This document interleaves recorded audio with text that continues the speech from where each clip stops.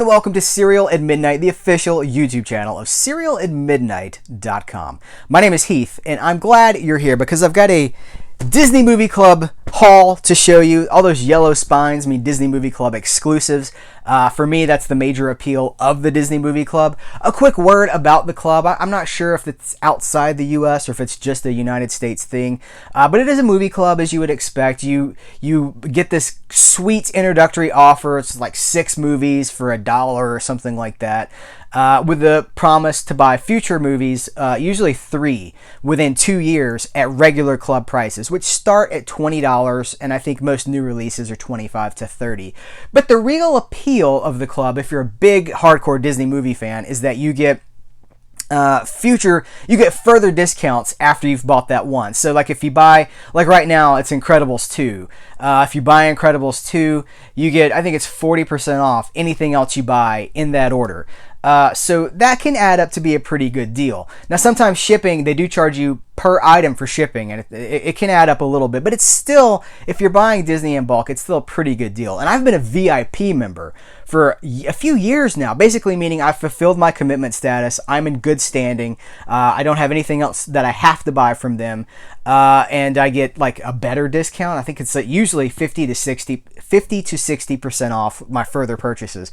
So I've been happy with that because I can get these exclusives usually for about $12.50, sometimes as low as like $10 something. After you buy one at regular price. So it's a good deal. But I got something in the mail a couple of weeks ago basically asking me, it was from the Disney Movie Club, saying, would you like to re-enroll? And it basically translated into just layman's language. It basically says, hey, we trust you. You've been a member of the club for a long time. Let's start the whole thing over again, and you can get a whole new introductory package of 5 or 6 movies, and you can add, one movie for half price, and then you have to buy 2 in the next 2 years. And so I was thinking about it, and I finally decided, yes, I would re-enroll, because while I'm losing the VIP status, it was free shipping, which is an amazing deal. So anyway, I ended up getting 7 movies, 7 Blu-rays for $22 shipped. And I have to buy 2 more at regular club price in the next 2 years, which will not be a problem, especially because of the exclusives. So I'm just going to show you what my 7 movies were. This will be a quick video. I don't think we're going to be here very long, but I did start out, this is not exclusive. This is the only movie that's not exclusive. I did not own Ant-Man. I like this movie. I did a podcast on this movie at F This Movie. And so I like it. I think it's fun, but I didn't have it. This is one of the I have. This one is now, I own this one, and the only other one that I don't have is Captain America Civil War. Don't know why I didn't buy it. Money might have been tight when that came out, but I didn't pick up Civil War. Need to get that at some point. But everything else here is a Disney Movie Club exclusive. 6 more movies, so I'm just going to show you what I picked up. I picked up Rocket Man. This movie is ridiculous, but I love it. It came out in the late 90s, and it's got Harland Williams in it, who was, he had a hot minute where he almost became like a household comedy star. He was in, There's Something About Mary as like the hitchhiker. He was in Sorority Boys, which is a mostly forgotten movie about cross-dressing guys trying to get into a sorority. Michael Rosenbaum, who was Lex Luthor in Smallville, is in it. Harland Williams. It's essentially like an excuse for Harland Williams to get stuck in space.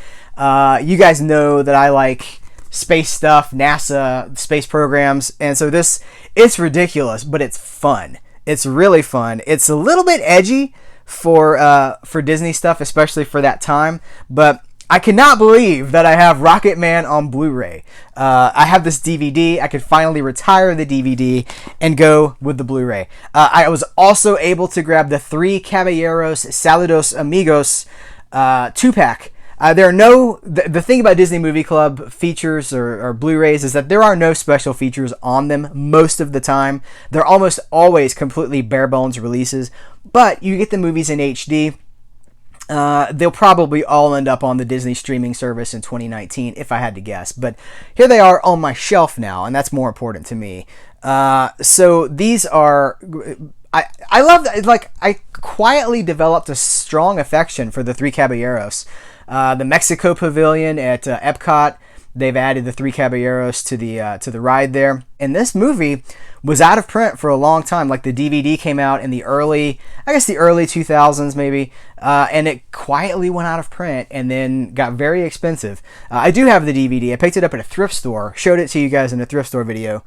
But now I have the Blu-ray, and I'm super excited to have that. Let's get kid-friendly here. It's all kid-friendly, but I got Piglet's Big Movie. Pooh is wonderful. And while we're talking about Pooh, I also picked up Pooh's Grand Adventure, The Search for Christopher Robin. So I think many people are discovering, maybe rediscovering, the wonders of Pooh with the Christopher Robin movie that's in theaters right now, or it's actually out of theaters, but the Christopher Robin movie. Because here's the thing about Pooh, you guys. Pooh, here's what I love about Pooh. Pooh is a product of Christopher Robin's imagination, right?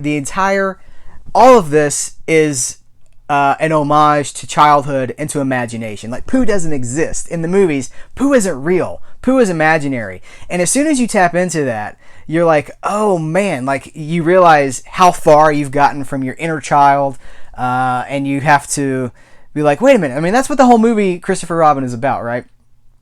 What's the movie called? Like, Bye Bye Christopher. I don't remember what it's called. But it's like I love, as I get older, I love Winnie the Pooh more and more and more, because he represents innocence, imagination, the childhood wonder of just looking at things simply and sweetly. And I think we all, I won't speak for everybody, but I think we all could be reminded of that from time to time. That like, hey, life is what you make it. Maybe don't take it so seriously and try to enjoy yourself. You only got so many days on the planet. Try to make it fun. But it's actually fun. I was talking to my daughter about Winnie the Pooh the other day, and I was like, just explaining to her, he was like, like it's all in Christopher Robin's imagination, right? And she was like, yeah, I know. And I was like, well, and so that's what makes it so sweet, is like at the end of the many adventures of Winnie the Pooh, Christopher Robin is telling Pooh, like, I have to go away now. Then, maybe I'll be back one day. And she was like it hit her. She was just like, and I was like, I know, right? Because he's saying goodbye to his imaginary friends. But one day he'll be back. And finally, after all these years with the Christopher Robin movie, he is back. But all that goes to say, I really do love Winnie the Pooh. I love everything that the character stands for. The Kingdom Hearts level, the area in Kingdom Hearts where you get to go play Winnie the Pooh, like be inside the book of Winnie the Pooh, I could just live there. I think that's wonderful. Second to last, I picked up the Freaky Friday 1976 version. Is this 1976 or is it 1977? I think it's 76. I wrote about this during my 1976 series for F This Movie. But this is Jodie Foster and Barbara Harris. And it is, if you've seen the remake, which is, it's decent. I actually like both of these movies. I didn't pick up the remake. I will at some point. But I like this one more. Probably just because of my age, but I used to not like this movie at all. I used to think that it was really corny, and obviously all Disney movies are corny, but I thought that it had very little redeeming value. But I've actually come to really like this movie. I don't know that it works necessarily. Like, I think that Barbara Harris's performance as the kid in the woman's body doesn't work, because Jodie Foster was never a kid. Like, she was a child technically, but she never acted like a kid. Jodie Foster has always been very serious, and when the body switch happens, I do not buy that it's Jodie Foster inhabiting her mom's body, because Barbara Harris plays her so goofy and uncoordinated, and that's just never been Jodie Foster. But if you can get past that, there's a lot of cool stuff in this movie. I'm really glad to have it on Blu-ray. And last, but certainly not least, this is actually my favorite of the whole haul. Maybe Rocket Man is my second favorite of the haul, but I picked up the Three Musketeers Disney Movie Club exclusive Blu-ray. Guys, I love this movie so much. Robin Hood, Prince of Thieves was a transformative movie for me. It was super important in 1991. This was shortly thereafter. I think it was 93. And it had so many of the things that I loved about Robin Hood, Prince of Thieves. That swashbuckling sense of adventure. Here's the thing. We don't have swashbuckling movies anymore. We still have movies that are kind of technically adventure movies. I think that these movies, the superhero movies, have kind of become our adventure movies. I don't mean action movies. I mean adventure. Just like friendly. Nobody's probably going to get hurt too bad, but you're still kind of worried about what's going to happen. Adventure movies. We don't really do that anymore, but we definitely don't have swashbuckling movies with, sword fights up staircases, like chases through the countryside and stuff. And this movie is one of the last examples that I can remember of a good swashbuckling movie in the tradition of like 40s and 50s swashbucklers, even the 30s. But it's got Kiefer Sutherland, and it's basically like the Young Guns take on the Three Musketeers, because we've got Kiefer Sutherland, Charlie Sheen, Oliver Platt, and Chris O'Donnell. Robin from Batman. Was it Batman? He was in both, right? Batman Forever and Batman and Robin. But I adore this movie. Loved the soundtrack when it came out. It was Sting, Bryan Adams, and Rod Stewart. What a combination that was. Like, who put that together? But that song was like, let's make it all for one and all for love. That's pretty good. That's better than I thought it was going to come out. But I adore this movie. I'm so glad to have it. I said that about like every single one of these, and I'm so glad to have it. But I really am, because the Disney Movie Club is putting out things that I've given up hope on. These Christopher, the Winnie the Pooh movies. Like, I never in a million years thought these would come to Blu-ray. Still waiting for 20,000 Leagues Under the Sea.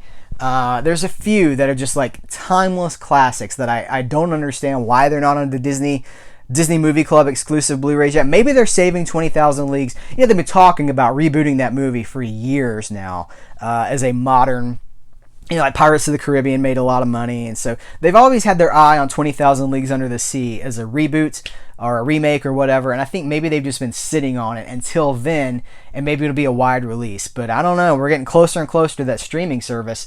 There's an HD Master that airs sometimes on Turner Classic Movies. I would love to have that movie. I do have the DVD, so I can watch it whenever I want to, but I would love to have that in HD. So that is my small but valuable, to me, Disney Movie Club haul. Throw some Ant-Man in there too. And one of these days I'll show you guys my complete Disney Movie Club exclusive collection. I've got, 20, 25, maybe 30. I got a few. So thank you for watching this video. I do appreciate your time. You got any thoughts about the Disney Movie Club? Can I help? Can I give you any advice about the Disney Movie Club? If you are thinking about signing up, I've been a member for years. So just let me know if there's anything I can do to steer you right or wrong or whatever. But thank you guys again for your time. I appreciate you so very, very much. And I will catch you later, pal. No, I don't like that. Thank you, and I will catch you later.